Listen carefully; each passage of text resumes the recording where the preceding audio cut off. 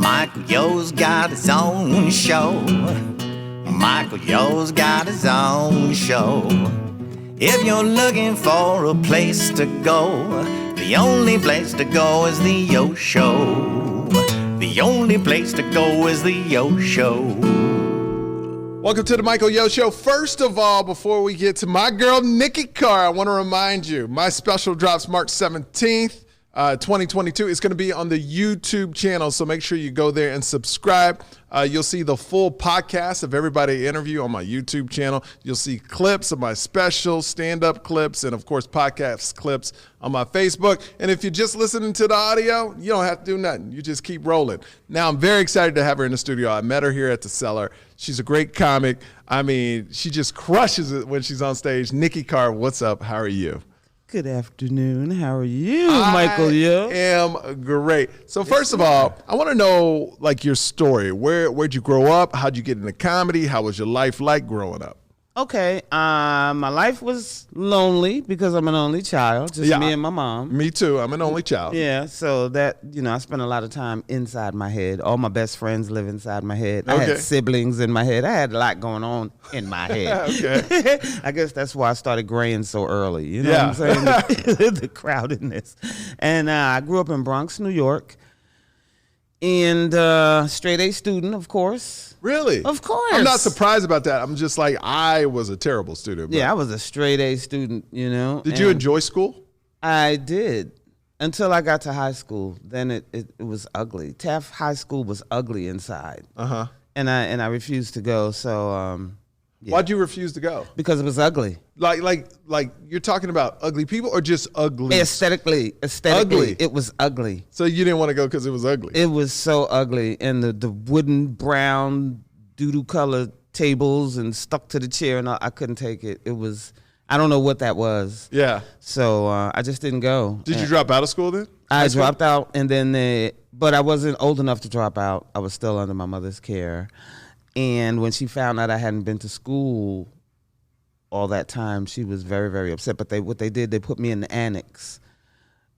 It was for the truants. Mm-hmm, yep. And I excelled there. It was still good. It was better, actually. It was prettier because it was new.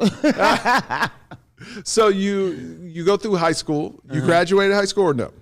I finished, but I didn't graduate. You finished. Okay, so what led you after high school? What led you to the comedy game? Were you kind of just floating around job to job, and then comedy came a part of your life? This is what happened. My father, as everyone knows, is the great jazz drummer Bruno Carr. Yep. I hadn't seen him since I was about 6 years old, and when I became a teenager, I asked my mom to help me find him. And for some reason, she would get kind of angry, and she'd go, "Get famous and he'll find you." So I could sing, but, I mean it in my jokes when I say you have to be sexy to be a singer. I just didn't have the look, you know what I mean? Uh-huh. But naturally, I like making people laugh. I was always a very, very silly person. Very, always. So Were you the class clown? I wasn't actually. Okay. But in the neighborhood, people knew you were funny. The stoop was my stage. We I all love on it. the stoop, and I'm on stage. Everybody's laughing. I'll do anything for a laugh, So that's what I did. I tried out to be a comedian, and I said if it works, great, and if it doesn't, okay. Now, when you say you tried out, where'd you go first? I went to the New York Comedy Club. And how old were you at this time? Old. Yes. You started late. I started late. There's nothing wrong with that. I started late.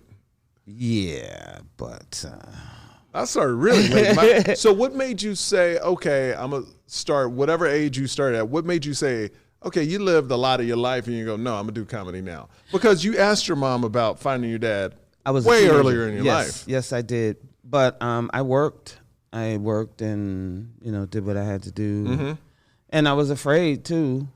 Other things came up. So after I had my daughter, Deja, then I decided, okay, I'm going to try. You're going to go for it. Yeah. And then years before that, I was going to do it, and I was living with a woman, and I talked to her about it, and she goes, well, everybody that you know thinks you're hilarious, but what if you get in front of a room full of strangers, and they don't think so?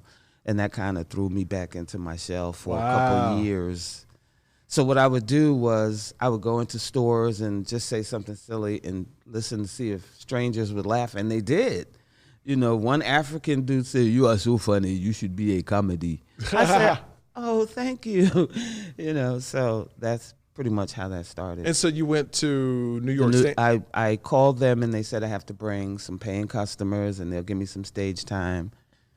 And who'd you bring? oh man, I brought 5 of my best friends. I think one of my coworkers, Gwen, was there, and 2 girls I grew up with, Gail and Wanda. My brother, who I call my brother, but he's not really my brother, but he's passed on now. His name is Guy. So all my, close friends were there. So and my mom, of course. And your mom. So how'd you do your first time up? Oh my gosh, they were banging on the table, stomping on the floor, bending over, laughing like. Now, just your friends or everybody in there? Everybody. Really? Yeah, just my friends. I would be like, I'll meet you on the stoop. This didn't work out. But it was the whole place, and they gave me a standing ovation. Your first time up ever? My first time up. And that must have had you hooked right there. I did. I started entering contests and winning. I did like one out the gate. Out the gate. Wow. And doing mostly mainstream rooms. Because I don't want to cut you off, but TJ, a comic that works at the Cellar, just saw you and kind of freaked out and goes, "Oh my God, I've seen you crush in certain rooms." How's that feel? He's an up and comer.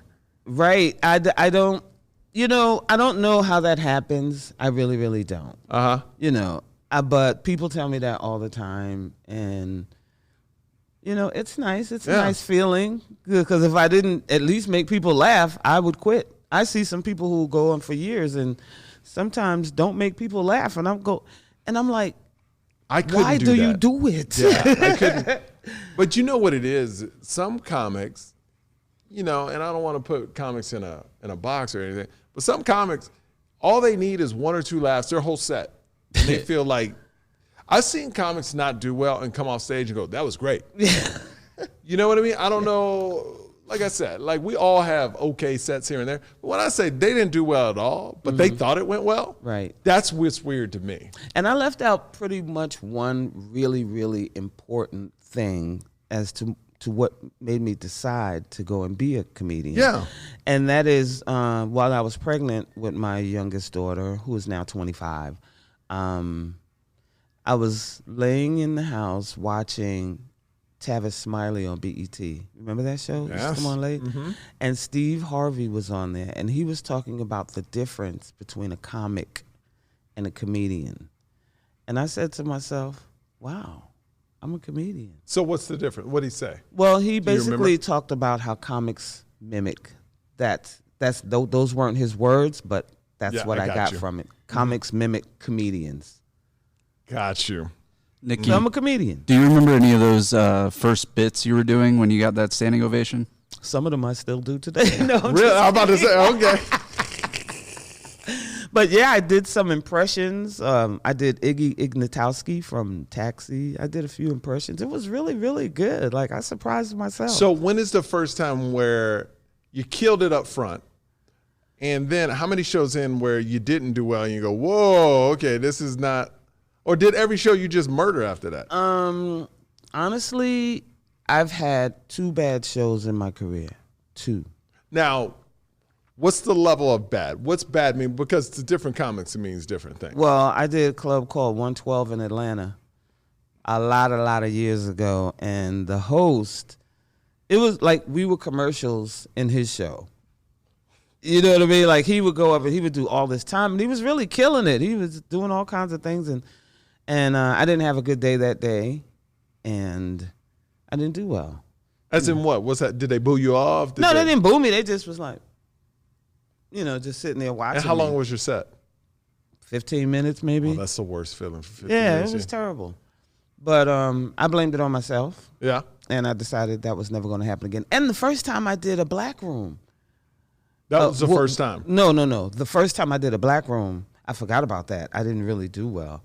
Mm-hmm. Because I walked in, it was the Peppermint Lounge in New Jersey. Yeah. And I walked in and I saw all these stars. I saw Bill Bellamy. I was stuck. And they brought me to the stage, and I did okay, but I just couldn't hold my Do you thought feel process. like you have to go in, even today, if you went, would you do the same set in a black room that you would do at the Cellar? Or do you have to switch it up a little bit? Not really. Not really. Yeah. really. Once you're a veteran and you know what's funny, it doesn't matter what color Yeah, they I are, can really. do my set in the church if I have to. You could. Some of it. Some of it. Now, let's talk last comic standing. What got you to go on that show? I ran into a comedian when I was in New York, and he was telling me, just audition, send a tape, and they flew me out and blah, blah, And blah. you were doing okay in New York at that time, right? You were getting No, I'm just kidding. Oh, no? Like the Comedy Cellar? I've never been to the Comedy Cellar in New York. No. I'm talking about like were you going up a lot at that time in different clubs? I mean, in what they call the Chitlin Circuit, I was. Got you. Okay, okay. And on the road, I was a road comic. Okay. Last Road name dog. Carr. Yeah. Okay. Okay, so this whole last comic standing comes up. So yeah, and then I ran into him, and people had sent me the link to send a clip, and I refused to do it. First of all, because I don't like competitions. My rule for comedy is be yourself and have a good time. How do you compete with that? And I feel like they're always rigged.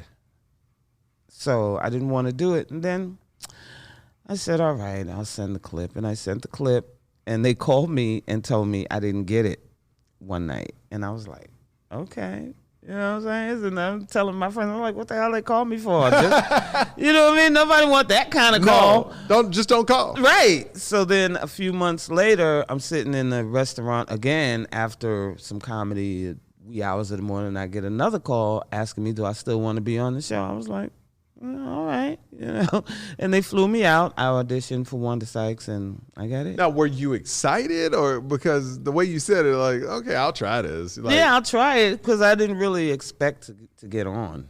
I really didn't because they already told me once. No. So when did it hit you? Like, oh, okay, I'm going to L.A. And when you landed, did you realize when you landed you were going to perform in front of Wanda Sykes? I didn't know that Wanda Sykes was going to be there now. And how was that?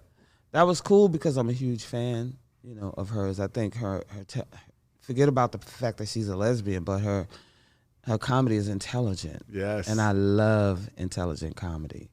So I was a fan of hers. Did you, after you said, did you meet her, and how was that? I And didn't- were you nervous, like performing in front of her? I wasn't. Comedy doesn't make me nervous. I don't know why. What makes you nervous? Nothing Nothing really. Okay, all right. Mice, I'm not nervous. I'm downright afraid. There you go. Yeah. So I did the audition, and then they told me yeah, and they flew me back out, and I stayed out here in California, and it was pretty cool.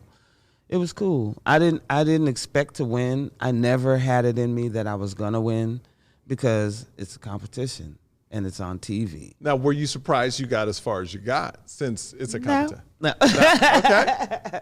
I really wasn't. I mean, I love making people laugh. So it was not a big thing for me. It was. Was it because you? But at that time I was homeless, so I was happy to be in California staying in a beautiful hotel for all Yeah. those months. That was awesome. So you're homeless, you're on this show, and now you came runner-up in the show, correct, or third? Second. Second, right? Mm-hmm. Did that change your life at all at that moment, or not really? Yes, it made my career worse. No. Because everyone had agents and teams, and they were all booked for the entire year before the season was even over. And it took me, about 8 months to get my first show after that. And I figured nobody came for me because they thought I already had somebody because I was on the show. That's what I thought anyway. And then people were telling me, no, you go after them. But I didn't know how to do that. So that was that. So you felt like you missed that I window. felt like I missed out because even in the meetings, they would tell me, Nikki, you're going to make so much money because you have the LGBTQ, then you have everybody else. You're just going to make so much money. And I was like, yeah. Who won your season? Rodman. Rodman. Okay. Oh, what? Okay. All right. Do you feel like you should have won, not him? I did win. I had no business being that good at that time in my life. It wasn't a whole lot in my life to be laughing at. You know what I mean? Most of the time, I didn't feel good about my life. Okay. So it's easy to be all, you know, when you got support and a network and this, that, and the thing. But I didn't have that. I didn't even have a home. And I went that far, and I did that well. To me, that's I a win. won. So after I'm sure people are seeing you in different places after the show and recognizing you, right? Yes. So, but you're still homeless after the show. Well, no, actually. Okay, so did that change? That did change. Okay. Because I did get to go on the tour. And so, you know, you got paid every week for the tour. We did theaters all over the country. It was awesome. So I used that money to get an apartment, of course. First things first. Yeah, absolutely, absolutely. So how did it go from being homeless to now people recognizing you? Was that a weird type of dynamic? Because you seem like when you talk to it, it's very just like, it is what it is. You know, yeah, like it's true because people don't really notice me like that. They never really did. Even right after the show. Well, a few times in New York. You know, one time I was standing on the corner and I was feeling really low, and this guy was with his kids, and he goes, "Oh my God, Nikki Carr," and I was like, "Yeah," you know, and that just changed my whole energy for that evening. But yeah, I'm not really a happy person, but I always have happy to give people. I don't get that. So personally, you're not happy, but you love to entertain and make other people happy. I love to make other people happy. That makes me happy. What's been the best moment of your comedy career, you would say? I think doing the military shows. Yeah. Yeah. I did a tour of Iraq. I've always done military since the beginning, actually. 3 months into comedy, I was given a European comedy tour where I would go and do all the bases and bring other sisters with me, you know. And then I booked a guy, and of course he stole the tour and didn't even book me after that. So that was that was what I learned about the backstabbing part of comedy early on. Yeah. So that was crazy. Have you had a worse thing happen on stage? Like any crazy stuff happen ever on stage with you? Yeah, I was well, it didn't happen to me, but I was taping Martin Lawrence First Amendment stand-up. And as I was getting to the end of my set, a riot breaks out in the audience.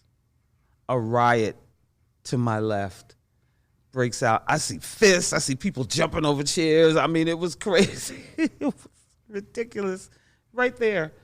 So they cleared that, and then I finished my set, and it was great. It was still good. Did that ever air? Your set? No, my set did air. They did, so they took out the fighting. They took out the fight, but you can hear it because I knew it where it happened at. Like I can hear it escalating right there, you know. And I stopped and goes, "Is everything okay?" You know. And then the next thing I know, people jumping, the Marine, the Navy guys, or somebody.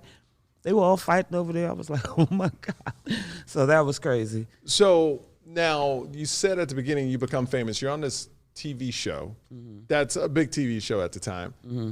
Did your dad come calling after that, or you've never met your dad? I never finished that part, right? Yeah. I never got to meet my dad. He died in 93, and I got on TV in 99. Now, that's how I got my kids. That's how I found my kids. That's how they found me, actually. Tell me that story. They were 17 and 18. Well, they were. I was a victim of custodial interference. I was married to an African, and he took my kids. They were 4 and 5. Man. Yeah. And your life doesn't stop. It don't stop. So you had kids with this guy, and he took them to Africa. He took them to Africa. They were supposed to go to his house in the Bronx to stay for the weekend, and he called me the day he was supposed to bring them back and told me that I'm never going to see them again unless I come to Africa and stop being gay and all this different stuff. Yeah. And I thought I was never, ever, ever going to see them again. So that is why I got into comedy, because I used mommy's get famous and he'll find you. I used that to get my daughters back. And it happened. You know, I think. Was it because of the show? Because of Comic View. I said, because if they're my kids, they like comedy. Right? They silly, you know. And I got on, and they How was it me. like meeting out? Because what, you didn't see him in like 15 years? I didn't see him for a long time. I did see them in court when they were 7 and 8. And then I lost the case or something. And he had that is a long and harrowing story. No, we don't need to go into all that. So anyway, so you didn't see him for like 10 years. I didn't see him for another 10 years, and so I got on TV. But you got on TV. They call you. How'd you meet up with? How did it happen? Because they didn't have social media back then. So they did find me on a website called Ma and Pa Production, because what's happening is my oldest daughter is sitting at home watching TV, and she's talking to her boyfriend on the phone. And then they show me on Comic View, and she told her boyfriend, I think I just saw my mother on TV. And at this time, they're 17 and 18. They know I live somewhere in New York, so they're planning to go and find me anyway. Oh, wow. You know, so when my other daughter comes in, my oldest daughter's sitting there crying, and she's like, what happened? And she said, I saw Mom on TV, you know, so they got to the computer. So they just thought it was you. They didn't know. Well, they did flash my name. You know, on Comic View, they flash but they knew your name then? at the end. Yeah, they know my name. Okay, all right. And they went to the computer and typed it in, Nikki Carr comedian. I came up on Ma and Pa Productions website. They called him. He called me. I was out of the country with Barbara Carlisle in Italy. And as soon as I got off the plane, like my phone was going crazy when I turned it back on, and it was him trying to reach me. And he says, there's a young lady that contacted me and says she's your daughter. And I said, what was her name? And he couldn't pronounce it. I was like, oh, my God. It's an African name. That's her. Yeah, her name is Yetunde. Yetunde Oguleye. That's my daughter. So, and I called them, and we made an arrangement to meet up. I had 2 more kids now. And the 4 of us, all of us met, and we spent the night in a hotel in in Philadelphia. And that was my first time ever. How was that? It was great. It was great. It's amazing. And now you keep in touch with him as well. Mm-hmm. A little bit, okay. Not as much as I would like to. Uh-huh. And I don't think they're very understanding of that, which kind of makes me angry. But you know, it's because there's a whole nother piece to the story that's not really happy now and hasn't been for the last 5 years. I got 6 grandkids who I don't see that often, you know, so yeah. it's a lot. Well, let me ask you this, Nick. It seems like you got a lot always going on in your life. Always. But I can say this. Every time you have to sell it, you bring such a positive attitude to the seller and you crush on stage. Where would you like to see Nikki Carr in 5 years? I need some movies. Mm-hmm. I should have been in movies. And I need some of the people who say, if one of us ever make it, I got the other one. And they made it. And so you know people that have actually made it and not. Oh, yeah. Oh, heck yeah. People who, you know, we were going everywhere together at first, and now you're a star. And, you know, I'm kind of in the dust or unforgotten, or you can't even acknowledge me on social media if I say hi or, you know, stuff like that. It hurts. What do you think changes in people when they get famous? They have more famous friends, I guess. They're traveling in a more famous circle, you know. And I don't know. I don't want anybody to give me anything but opportunities. Yeah. You know, but I think I need a movie. And right after Last Comic, I should have had a comedy special. Mm-hmm. I should have 2 or 3 of them on Netflix. I should. See? So let me ask you this. What are you doing to make that happen then? What am I doing? Yeah, I pray a lot. You pray? Okay. I pray a lot, but at this point, you know, this will be 25 years. This August will be 25 years, and I kind of feel like it's too late now. Really? I do. And it's never too late, Nikki George Carr. Wallace told me, he said, you just a baby. I said, a baby? I've been doing this 25 years. I have nothing to show for it, really. You know, and he goes, you're just a baby. Just stay with it and blah, blah, blah. And I'm going to help you with this and call this person. You can't give up hope, Nikki. Yeah, but I feel like it's going to be like I'm going to finally make it or do something really big and wonderful, and then I'm going to die. That's not a positive attitude, is it, Nikki? Is it? That's a terrible way to look at it. You know, because I'm so old. Like, if something good is going to happen, and then I'm going to die. You know, I want to get to enjoy it. You know, I want to hang around and enjoy it. Well, you know what? Maybe things aren't going well right now, but one thing you do is when you're on stage, you light up the room and you make a lot of people happy. Well, that's good. That's what I love. There you go. Well, Always. Nikki Carr, we're gonna do this again, and hopefully next time we got some momentum going. Yeah, we're gonna do a part 2. There's gonna be part 2, 3, 4, 5. Everybody, how can people follow you? Are you on Instagram, Twitter? I am. My regular Instagram got hacked. Oh Lord! So I had to start a new one called The Real Comedian Nikki Carr, and that's who I am on Instagram. Of course, I have my dry bar special out there somewhere, and what else? I'm on Facebook. Okay. Yeah. Nikki Carr. Yeah. All right. Well, I appreciate you stopping by. I appreciate you inviting me. All right. All you people, subscribe to the YouTube page. Watch all the videos. We got Dane Cook, Jim Jeffries, people coming up. We got the fabulous Nikki Carr on there. And be a part of my Facebook page. All the clips, all the stand-up clips are on there. My special, March 17th. Remember, 2022, subscribe to the Facebook page and make it happen. We will see you next time on the Michael Yo Show. Got his own show. Michael Yo's got his own show. If you're looking for a place to go, the only place to go is the Yo Show. The only place to go is the Yo Show.